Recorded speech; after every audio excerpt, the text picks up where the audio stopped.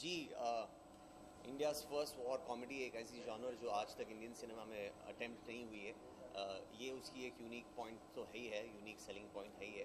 But उसके अलावा the fact that this script is a wonderful script जो फराज हैदर ने मुझे आज से कुछ 8-9 महीने पहले सुनाई थी, और जब मैंने कहानी सुनी थी 2 घंटे की नरेशन में, उसके बाद मुझे 1 मिनट नहीं लगा ये तय करने में कि मुझे इस फिल्म का हिस्सा बनना है। और बहुत मज़ा आया। ये कहानी जो लिखी गई थी, Faraz Haider has gone beyond the page, और इस फिल्म को इतनी खूबसूरती से शूट भी किया है।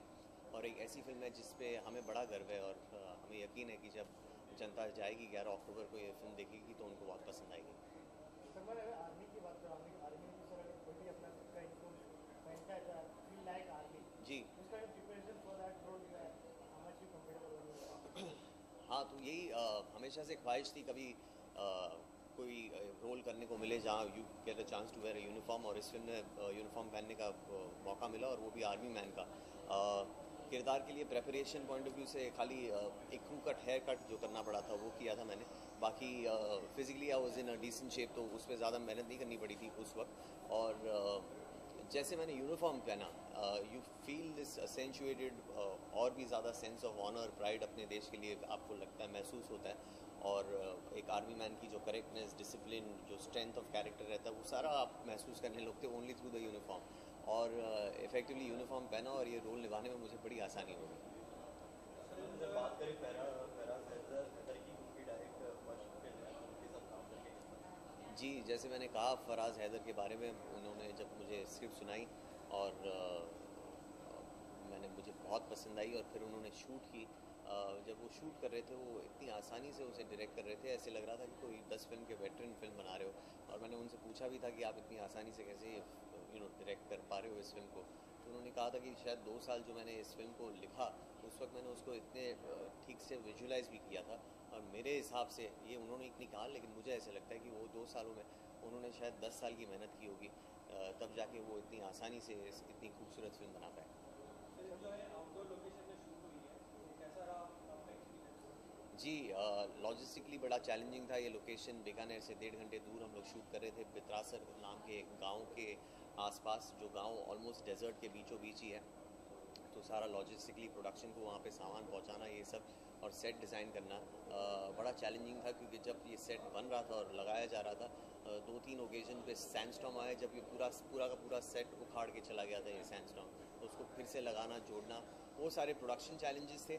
और साथ ही साथ एज एक्टर्स हमें ये शूट करने में 45 to 50 डिग्रीज़ अप्रैल और मई के महीने में हम लोग शूट कर रहे थे। बहुत ज़्यादा गर्मी थी। दोपहर को 1 से 4 के बीच में कुछ हवा चलती, तभी कुछ आराम मिलता था गर्मी से, वो भी अप्रैल के महीने में। मई में ऐसा नहीं हुआ था। और रात के वक्त अचानक टेम्परेचर 20-30 डिग्री से गिर जाता था, और हमें बॉनफायर लगाना पड़ता था, कंबल ओढ़नी पड़ती थी। तो डेजर्ट में मैं कभी इतने लंबे अरसे के लिए रहा नहीं हूँ, डेजर्ट के बीचों बीच, और इस क्लाइमेट से वाकिफ़ नहीं था। लेकिन शुक्र है कोई बीमार नहीं पड़ा और ठीक से काम कर पाए। अगर कॉमेडी की बात करें, जैसे जगह सर है, संजय मिश्रा है, आप है, तो इतने सारे आपने कॉमेडी भी कर चुके हैं। तो कॉमिक एक्टर के लिए क्या क्या कोई क्वालिटी चाहिए ऑन स्क्रीन प्रेजेंट करेंगे, बिकॉज आप भी बहुत अच्छे से कॉमेडी कर चुके हैं। जी, काश मैं आपके साथ ये शेयर कर पाता, लेकिन मैं इतना एक्सपर्ट नहीं हूँ। मैं खुद नहीं जानता हूँ कि क्या होता है, what takes to enact a good comic performance. मेरा ख्याल है, जितनी मेरी समझ है उस हिसाब से, शायद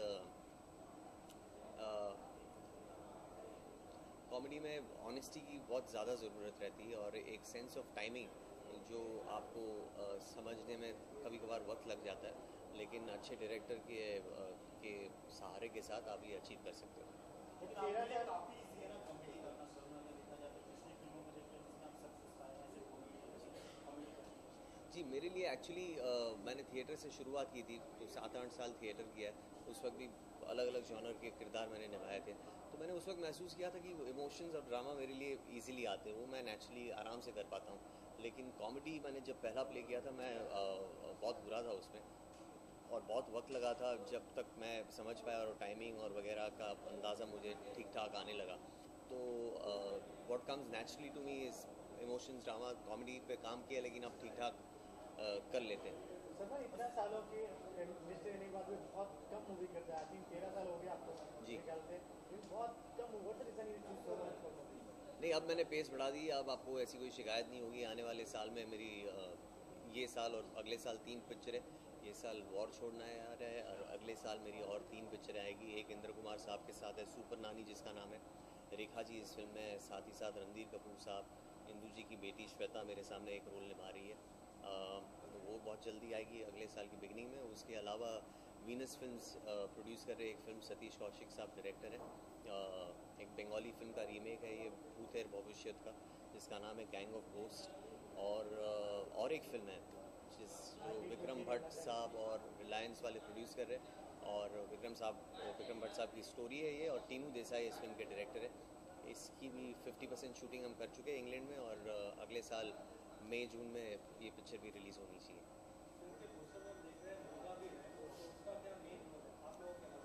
जी, ये मुर्गे का पूरा एक सीन है, और मुर्गों का पूरा एक सीन है, और बहुत ही यूनिक और इंटरेस्टिंग सीन है।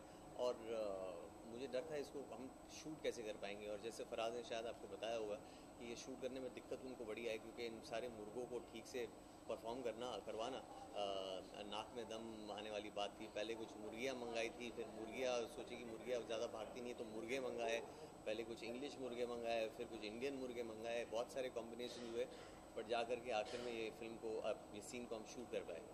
सुहाग किस तरह की आपकी इंटरव्यू लिया, और फर्स्ट टाइम आई थिंक आप लोग रोमांटिक मूवी कर रहे हो सुहाग के साथ, हाउ इज एक्सपीरियंस लाइक सुहाग?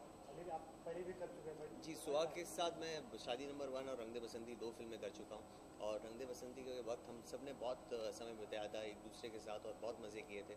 तो तब से जो कंफर्ट लेवल हम लोग शेयर कर रहे हैं, वही कंफर्ट लेवल एक्चुअली इस फिल्म पे हम it was like we brought back that memory, and we started from where we had left off, and very comfortable working relation I have with Suha. बहुत easy है to get along with, बहुत witty है, खूबसूरत है, कमाल की actress वही है, और जब ऐसे कंफर्टेबल सिनारियो में आप फिल्म की शूटिंग करते हो तो आपको और भी ज़्यादा मज़ा आता है। तो लास्टली हर मूवी का एक अपना स्ट्रॉन्ग पॉइंट होगा, इस मूवी का क्या होगा, एक्टर, डायरेक्टर या स्क्रिप्ट? इस मूवी की स्ट्रॉन्ग पॉइंट डेफिनेटली उसकी स्क्रिप्ट है, और उसके बाद फराज की डायरेक्शन है, और उसके बाद बाकी के सारे डिपार्टमेंट की कंट्रीब्यूशन। सलमान, क्या लगता है कि बात छोड़ना है, यार फिर दर्शक देखने के बाद आपस में बात करना छोड़ देंगे? उम्मीद तो यही करते। थ्रू आउट द फिल्म हमने स्प्रिंकलिंग्स में काफ़ी सोशली रेलिवेंट बातें की है, और जो हमारी बिलीफ है या फराज की बिलीफ है, वो फराज ने इस फिल्म के ज़रिए लिखी है और फिल्माई है, और उम्मीद करते हैं कि लोग कहीं किसी पॉइंट पे उससे इंस्पायर होकर के कुछ ऐसा ही बदलाव अपने जीवन में लाएं। Thank you so much. जी, लता जी को मैं उनके बर्थडे की बहुत बहुत शुभकामनाएं देना चाहूँगा। वो इतनी बड़ी दिग्गज पर्सनालिटी है, और हमारे लिए सालों से इतनी इंस्पायरिंग पर्सनालिटी है, और बहुत सारा ढेर सारा प्यार उनको देना चाहूँगा। Thank you so much. Ji,